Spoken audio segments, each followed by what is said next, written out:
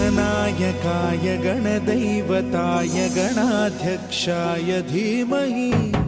गुणशरीराय गुणमण्डिताय गुणेशानाय धीमहि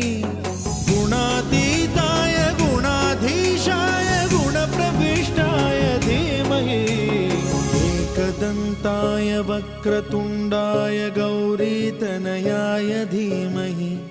गजेशानाय भालचन्द्राय श्रीगणेशाय धीमहि